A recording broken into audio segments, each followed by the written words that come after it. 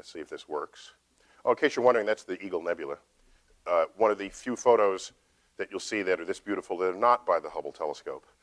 This is a 1-meter telescope at Kitt Peak Observatory in Arizona, and the shape of the eagle is not discernible. It's barely discernible in this frame because the eagle is about 2 or 3 times the size of this, and the head of the eagle would be up here. So up here, and the wings off to the left and off to the right. Perhaps the most famous image of Hubble is a close-up of this zone right here, which has been variously be called the pillars of creation, God's fingers, and all sorts of other sort of religious references. People feel that way when they look at images of the cosmos, of course. I was always curious, though, that in the same universe you have things like the underbelly of a tarantula, and when magnified, no one thinks religious thoughts when they make those observations, when it's part of the same universe. So, but I'll get back to that in a few moments. So here, what I want to do is I want to highlight a few issues, and these are issues that came together for an essay I wrote that appeared in Natural History magazine, the Darwin issue. It was the opening of our Darwin exhibit that is now traveling. It's no longer there at the museum. But the Darwin issue collected together stories, articles on the relevance of evolution, not only as an important concept in biology, but an important concept in all of science. And I thought long and hard about how could I possibly contribute to this, because I don't know enough biology to be meaningful in that issue. And then I realized that there are elements of, in fact, the intelligent design movement that clearly there's a lot of teeth that people attending this workshop have put into that subject. And I asked myself, do I have anything to contribute to that? And I realized that I did. And so I want to sort of fill a niche that I think is left unfilled. So let's go through. Let me first start off with Ptolemy. I don't know if we know that he really looked like this, but Ptolemy, was one of the greatest scientists ever and most influential scientists. And his most important work is, of course, Al-Majest, which is Arabic for the greatest. And in it, he sort of codifies the geocentric universe. And this Earth-centered universe prevailed for centuries until Copernicus and Galileo turned that around. But what I want to call your attention to are notes that he penned in the margin of the manuscript of his work. Let me remind you that back then, you would look up at the night sky and the planets would move against the background stars. They would wander, because that's what the word means in Greek, is wanderer. And there were 7 of these objects, the sun and moon included. And they would just kind of move. They'd go to the left, and then they'd slow down and pause, and then they'd back up, and then they'd reverse again. And this was a mystery, complete mystery. And of course, the heavens were not Earth, and so the fact that you didn't really understand what was going up there was kind of okay and expected, because that was the work of the gods. And we, being mortal down here on Earth, if you can't understand it, don't lose sleep over that fact. You perhaps never will. Now, Ptolemy had sort of the best going explanation anyone had put forth with the epicycles and the like. But nonetheless, this is the boundary between what is known and unknown about how the machinery of the universe works, and he pens these words, which for me are one of the most beautiful and poetic references to the state of one's knowledge ever written. I know that I am mortal by nature and ephemeral, but when I trace at my pleasure the windings to and fro of the heavenly bodies, I no longer touch earth with my feet. I stand in the presence of Zeus himself and take my fill of ambrosia. And so therein is this emotional, he's got this sort of religious feeling at the limits of his knowledge. And this is a trend that will continue for thousands of years to follow this. At least 2,000 years to follow this. And you don't have, and this whole notion of intelligent design, this is intelligent design. This quote that I just read to you is Ptolemy invoking intelligent design. No, he's not trying to get that into the classroom. He's not, there's the politics of intelligent design in modern times. But what I think has been swept under the rug that we have to contend with as a community of people who are sort of truth seekers is the fact that some of the greatest minds that have preceded us have done just this. Okay? That's Ptolemy. But we can go on. Who else do we have? Oh, Galileo, interesting case. Galileo was kind of an exception to this. We all know he was a deeply religious man, and a lot of the trouble he got into was because he was just kind of obnoxious, all right? He could have made nice with the Pope, and he did not. And of course, I'm paraphrasing. I mean, that's the Reader's Digest version of what happened over that period. But let me share with you some lines that he wrote to Christina, who was the Grand Duchess of Tuscany. Some of these quotes you've heard before, but I think they're worth taking to heart. The Bible tells you how to go to heaven and not how the heavens go. That's one of the famous quotes attributed to Galileo. Another one is, I do not feel obliged to believe that the same God who has endowed us with senses, reason, and intellect has intended us to forego their use. And so he was kind of I see him as one of the first to say, all right, if religion if there's any point and purpose to it, it's not to serve as a science textbook. Okay, so he was kind of the first to suggest this division, not to get rid of religion. Of course, like I said, he was a religious fellow himself. But it gets interesting when we get sort of philosophically interesting when we get to this gentleman. I can back up here. Sir Isaac Newton. Now, I don't know what you know of Isaac Newton, but everything I've read of his tells me that there's no greater genius to ever walk the surface of this earth. I don't know if you've ever felt that about anybody. I didn't feel that about anybody. But you just read what this man wrote, okay? Line by line by line. This guy was plugged into the machinery of the universe. I think he's unimpeachably brilliant. Unimpeachably brilliant.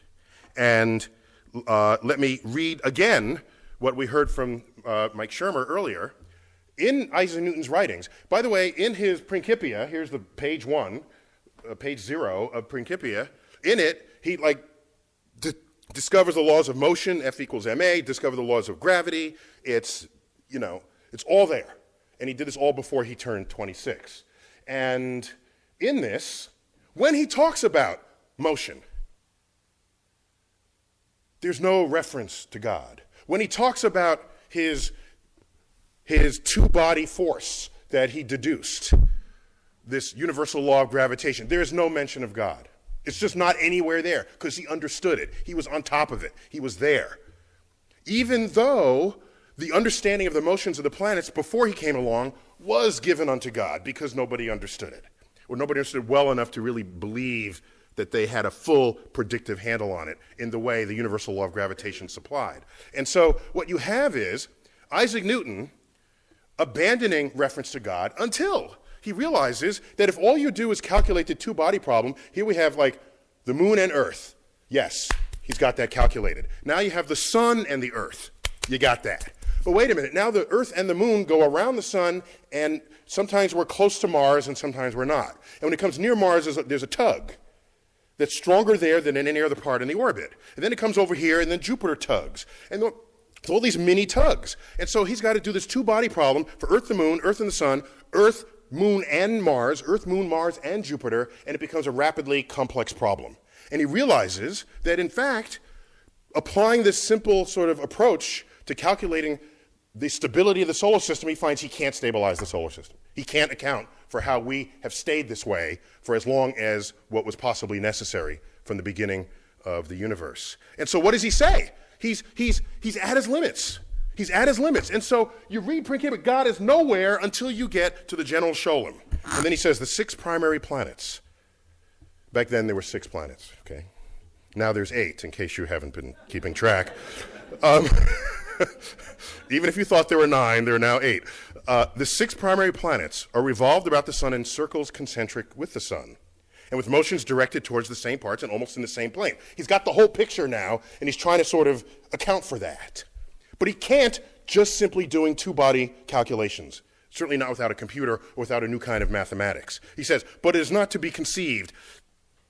But is it not to be conceived that mere mechanical causes could give birth to so many regular motions?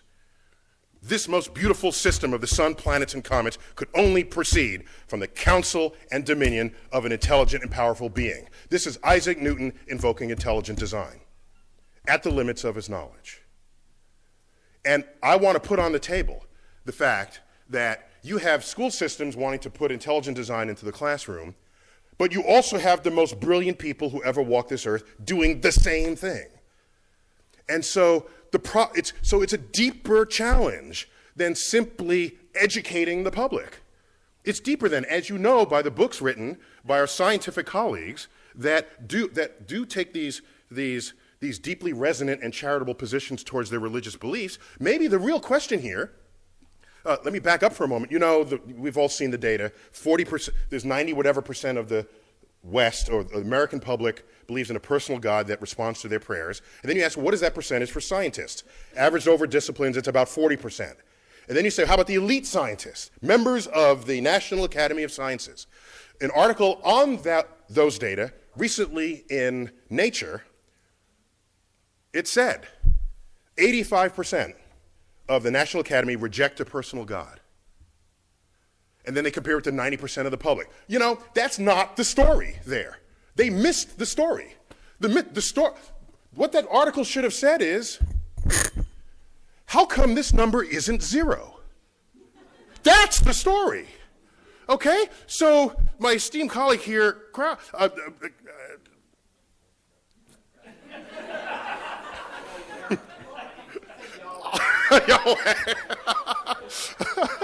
Professor Krauss here says all we have to do is make a scientifically literate public.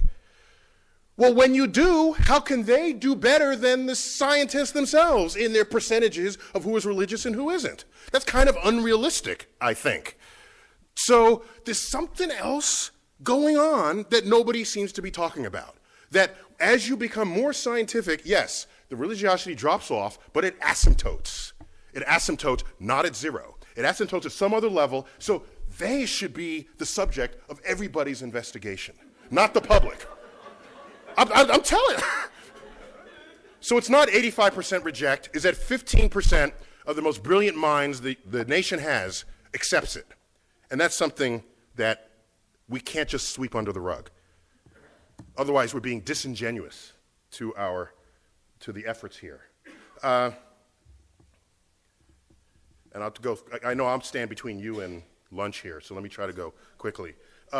If you don't think, I think Newton is one of the most brilliant, the most brilliant ever to sort of walk the earth. And I'm not alone in feeling this. This is his statue in Trinity Church in Cambridge, and he's through the open doorway there. And so you get close to the statue. He's without his curls here. I was deeply upset by that. I thought he was like really trendy with his long hair. But apparently that was probably just a wig at all times. You look at the base of the statue, loosely translated, of the genus of all who have ever been human, there is no greater intellect than this man. And so I'm not alone in this sentiment. And this man wrote those words. So, but let's move on, because there's more to talk about here. We don't have to stop at Newton. Let's go to Christian Huygens, all right? Brilliant scientist. I mean, he was great at chemistry, biology, physics, math, Dutch scientist. And he died the year that this work was published, one of my favorite works of science writing, and it's Cosmotheros, which is an exploration on the likelihood of there being life on the known planets, using the available knowledge of the day. So, for example, they knew that, by the way, Huygens was the first to identify Saturn's ring as a ring. If I got that right, Carolyn, is that correct? Oh, no, I thought he was the first to calculate that it would be a ring. He was then Huygens would be the first to observe it. Okay. We have Madam Saturn here in the room, in case you don't know. Okay. My colleague Carolyn Porco, who we'll be hearing from later, I've just been told. But anyhow, so Huygens, brilliant fellow, and one of the probes on the Cassini spacecraft was called Huygens, a European probe that descended to the surface of Titan. And so he's an important figure in the history of science. So what does he say in his writings? Well, you look at the year, 1696, gravity was well known, laws of motion were well known, Newton was quite influential well before the turn of the century there. And so when he talks about the orbits of the planets, it's done. Talks about the moons of Jupiter, done. Talks about the new rings around Saturn, done. It's all fine. But when he talks about biology and life something that's not well understood then or today, boom, there goes his references to God. But references to God were nowhere else in those writings. Nowhere else. He says, I suppose nobody would deny but that there's somewhat more of contrivance, somewhat more of miracle in the production and growth of plants and animals than in lifeless heaps of inanimate bodies. For the finger of God and the wisdom of divine providence is in them, much more clearly manifested than in the other. He doesn't say that about the orbits. We're done with the orbits, as Mike Shermer had noted. We're done. He's in a place where nobody really has the answer. So he invokes, this is intelligent design once again. Pure out, flat and simple. So, you know this story. I have to tell it because it's just great. All right? So Laplace, Pierre Simon de Laplace, at the end of the 18th century, wrote a 5-volume tome on celestial mechanics. A brilliant piece of work. It's there. It weighs a lot on the shelf. And what it does is it takes Newton's laws of gravity and brings them into a full expression with the hammer of calculus, okay? He brings all the armament of mathematics to bear on the laws of physics that were put forth by Isaac Newton. Isaac Newton only touched on them. They were not fully developed. And in this work, he demonstrates, he further develops something that had been percolating in the mathematical community, but he develops, and one might even say perfects, a branch of math we would call perturbation theory, where instead of pulling your hair out saying, well, how do you calculate this pair of forces and this pair and all the equations go to hell, in perturbation theory, it allows you to systematically and reliably calculate the effect of a small tug in the presence, a series of small tugs in the presence of singular big tugs. And that's kind of what what's going on in most of the solar system. And when you do that, and you do that properly, you can demonstrate, notwithstanding effects of chaos, which have other timescales related to them, you can demonstrate that, in fact, the solar system was stable beyond the predictions of Isaac Newton. So he figures this out, does not invoke God, because he figured it out. And in a story that may be apocryphal, but I see more in support of it than against it, this time coincides, of course, with the era of Napoleon, Napoleon being French, and Laplace being French, no translation necessary. Napoleon, if you visited his library, it's not just sort of books of world history and battles, it's engineering books, it's physics books. This man wanted to know where his cannonballs would land, all right? He was much more than just sort of a lucky general. He was into the physics, the engineering, and the material science of war. And so he immediately summoned up the 5-volume production of Laplace, read it through, cover to cover, called in Laplace, and said, sir, I have the exact quote here. Hang on. Napoleon asked him what role God played in the construction and regulation of the heavens. This is kind of like, that's what Newton would ask, right?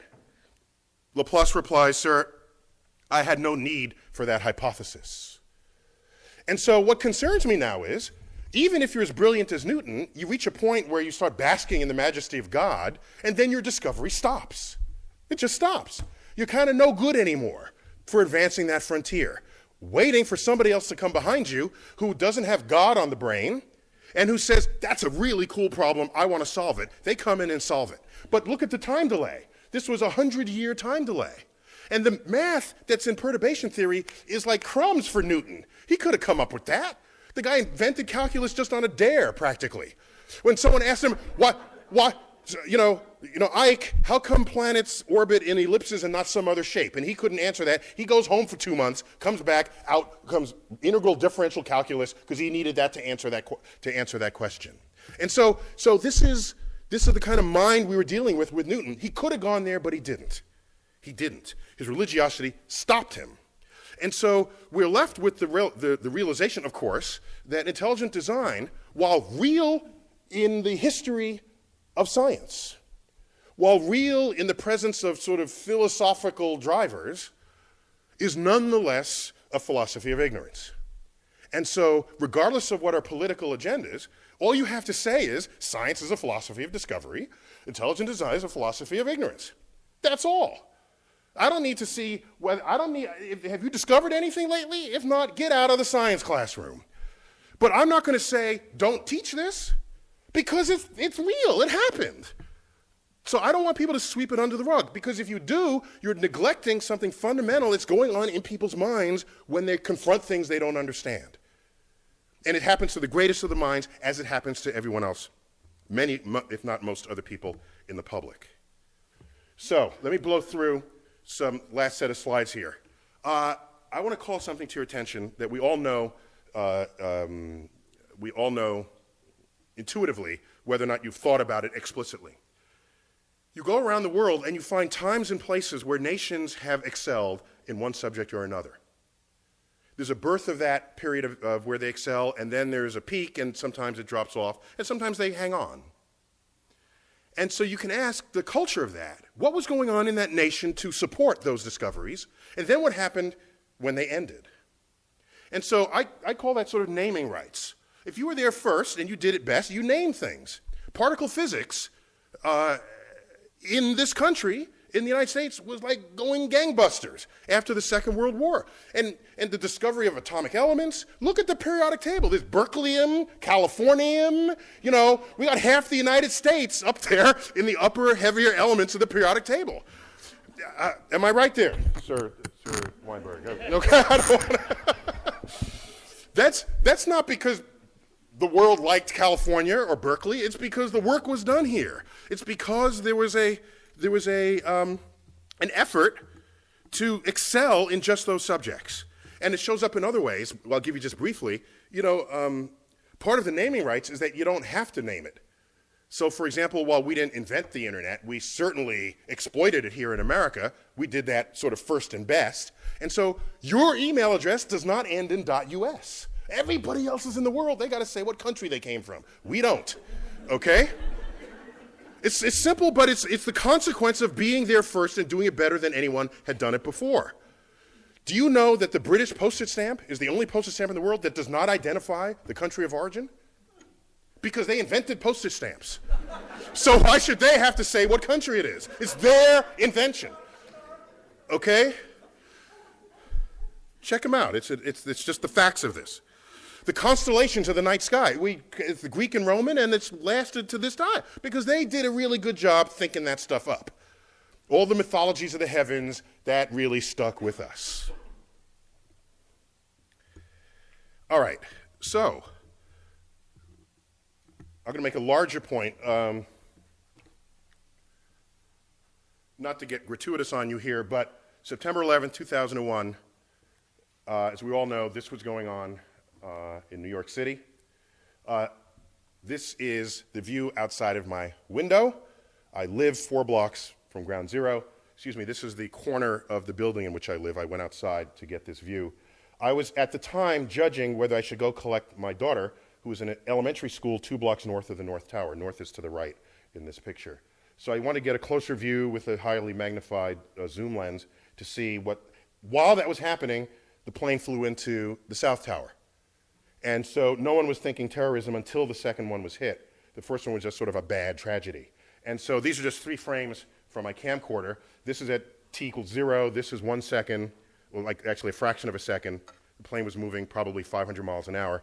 And just to understand, the black building, that black sort of monolithic building, that is 50 stories tall. This is New York City, people. So tall buildings are kind of, they're just all over the place. And that's just a hotel, a 50-story hotel. And it's the towers are foreshortened because they're the angle at which this is shown. I put these up because a few days after this, President Bush, I don't remember where he said this, on the steps of the White House, in the Rose Garden or at the Capitol, in an attempt to distinguish we from they, the terrorists who flew these planes into the buildings and into the, that went down in Pennsylvania and in Washington, to distinguish we from they, he loosely quotes a phrase out of the Bible by saying, our God is the God who named the stars. Now, this is before I was on his Rolodex, okay?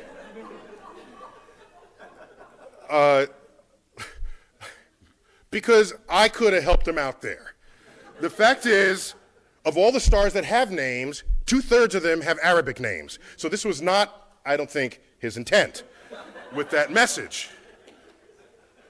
Okay? While the constellations are Greek and Roman, the names are Arabic, all right? And the list just goes on and on and on and on. And so where does this come from? How does this happen? How do you get stars named with Arabic names? How does this happen? And it happens because, of course, hang on, just catching up with myself here. Okay? It happens because there was this particularly fertile period that Professor Weinberg duly discussed. And around that period, that 300-year period, the intellectual center of the world was Baghdad. Baghdad. It was completely open to all visitors, all travelers, Jews, Christians, doubters, which today we might call atheists. They were all there exchanging ideas, all of them. All of them. And it was that period where you had the advances in like engineering and biology and medicine and mathematics. All right? Our numerals are called what? Arabic numerals. Did you ever stop and think about that? You know, who as in America, do we take pause at this? Why are they called Arabic numerals? Okay, they fully exploit the discovery of the zero, create a whole field called algebra, itself an Arabic word. Algorithm is an Arabic word. All this is going on, and it's all traceable, not to some long 1,000-year tradition in Islam. It's traceable to this 300-year period. This 300-year period. And then, so they had naming rights. The most expensive, beautifully carved astrolabes come out of this period. There's a great collection of these at the Adler Planetarium in Chicago, if you ever want to check them out. So navigation, celestial navigation, all of this is traceable to this period. And so something happened. And what happened, as was previously described, I was told, and forgive me for repeating from what you might have heard, 12th century kicks in, and then you get the influence of this scholar, Al-Ghazali, all right? And so out of his work, you get the philosophy that mathematics is the work of the devil. And nothing good can come of that philosophy. That combined with other sort of codification, philosophical codifications of what Islam was and would become, the entire intellectual foundation of that enterprise collapsed, and it has not recovered since. Over that period, all these books were translated into Arabic on a scale not seen since then. And so why am I even going here? Because I'm trying to explain to you that you fast forward, the dangers here is that you fast forward to 21st century America and ask, what influences are we feeling now? Because that naming period in Islam stopped and it never recovered. Because the way of thinking about the natural world, revelation replaced investigation. Okay? So I fast forward to 21st century, and what do you find? You get things like this. Okay? This is in America. All right? So now, what I find interesting is it's the level of passion that it requires to actually do that. You got to like pay for this. Okay? And it means a lot of people are pissed off at the Big Bang. They're pissed off at the Big Bang. At our museum in New York, the American Museum of Natural History, they come to the Big Bang exhibit, and sometimes I don't feel like having that conversation. I say, why don't you go to our hall of human biology first, and then come to us? And that's where we have sort of monkeys holding hands with people in skeleton forms, and then they never make it back to the Big Bang. They're gone forever. Okay? So however egregious the Big Bang is, monkeys and people is a worse transgression, apparently. So there's that, but there's also, here's a little bit of intelligent design here. Here's one that wants to accept the science, but then is like what's before the Big Bang. We don't quite know yet, so God was there. So of course, intelligent design is basically a God of the gaps. But my favorite way to end this, then, is to just reflect on, I want to do it just a fast tirade on stupid design, and this will be fast. Look at all the things that just want to kill us, okay? Most planet orbits are unstable. star formation is completely inefficient. Most places in the universe will kill life instantly. Instantly. There are people that say, oh, the forces of nature are just right for life. Excuse me. Just look at the volume of the universe where you can't live. You will die instantly. That's not what I call the Garden of Eden, all right? Galaxy orbits that we orbit once every couple hundred million years, you're bound to come close to a supernova that will wipe out your ozone layer and kill everybody on the surface who doesn't otherwise have dark skin, because your high energy rays will give you skin cancer. We're on a collision course with the Andromeda Galaxy. Gone is this beautiful spiral that we have. And of course, we're on a one-way expanding universe as we wind down to oblivion, as the temperature of the universe asymptotically approaches absolute zero. That's the universe. Then Earth, volcanoes, tsunami just killed, I think that number's higher, up 200,000 people, floods, tornadoes. None of this is any sign that there's a benevolent anything out there. And this 90% should be 99%, as was earlier noted. That's of all life that has ever lived is now extinct. Inner solar system is a shooting gallery, comets, asteroids, duck. And look how long it took to make multicellular life. Not from the beginning of the Earth. Life happened quickly, but not multicellular life. You needed your cyanobacteria to sort of crank on the oxygen, get the oxygen budget going. Then you could have that's sort of rocket fuel for multicellular creatures. But that took 3.5 billion years. That's hardly an efficient plan with us in mind. And in human beings, this is like the most tragic of them. I don't even include here the expression of free will where people want to kill each other. I'm talking about nature killing us without the help of human beings. Aggressive childhood leukemia, hemophilia, all of this. And we so much praise about the human eye, but anyone who's seen the full breadth of the electromagnetic spectrum will recognize how blind we are, okay? And part of that blindness means we can't see, we can't detect magnetic fields, ionizing radiation, radon. We are like sitting ducks for ionizing radiation. We have to eat constantly because we're warm-blooded. Crocodile eat a chicken a month, it's fine, okay? So we're always looking for food. These gases at the bottom, you can't smell them, taste them, you breathe them in, you're dead, okay? So I'm almost done. I'm sorry, I'm taking up your time here. So, and with the birth defects, most are unknown. Look at this. Others, it's like abuse and infection and stuff that human beings had something to do with. We have no idea. Oops, I pushed a button by accident, sorry. No idea. No idea. And, and birth defects are tragic. They're tragic, particularly if they happen to the family afflicted by it. And you just look at images of these aborted fetuses because of and most of these are stillborn. Others are born with a heart outside the body. And so this is all simply stupid design. And the problem is, if you look for what is intelligent, and you can find some things that are just really beautiful and really, hey, that's a clever. The ball socket of the shoulder, and a lot of things you can point to, but then you stop looking at all the things that confound that revelation. And so if I came upon a frozen waterfall and it just struck me for all its beauty, I would then turn over the rock and try to find a millipede, okay, or some kind of deadly newt, and then put that in context and realize, of course, the universe is not here for us, for any singular purpose. My favorite of all is, of course, you breathe, eat, and drink through the same hole in your body, guaranteeing that some percent of us will choke to death every year, okay? Imagine if you had a separate hole for breathing and eating and talking. That would be just really cool, right? You could drink, breathe, and just talk, and you would never choke, all right?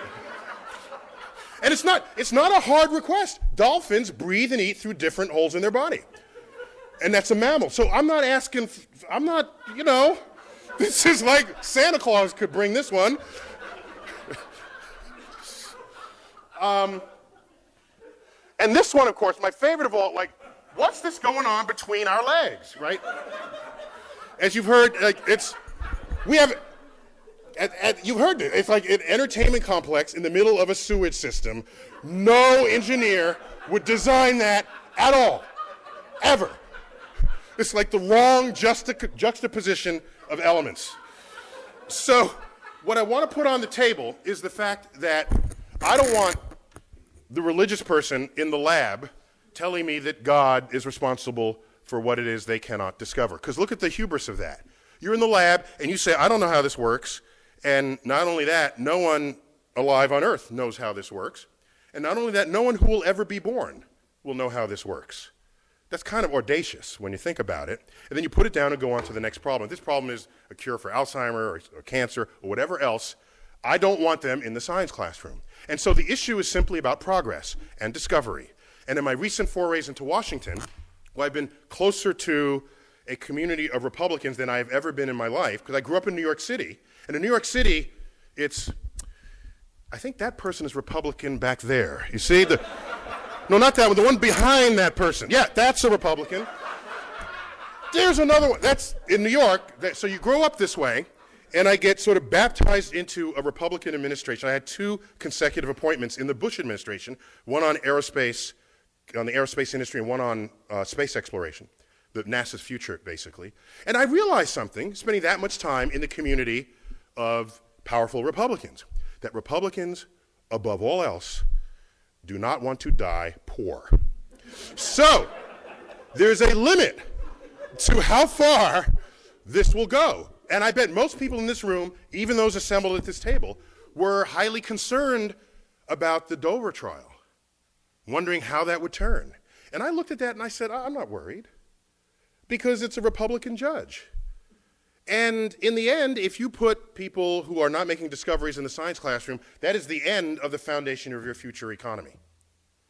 And so I had a little more confidence than others did because of this sensitivity to the money aspect of it. But we all know tomorrow's economies will be founded on innovations in science and technology, and of course that gets cut short if we lose our civilization, as what happened in Islam in 1100. And the last thought I'll leave you with, which concerns me greatly, if you do the math, okay?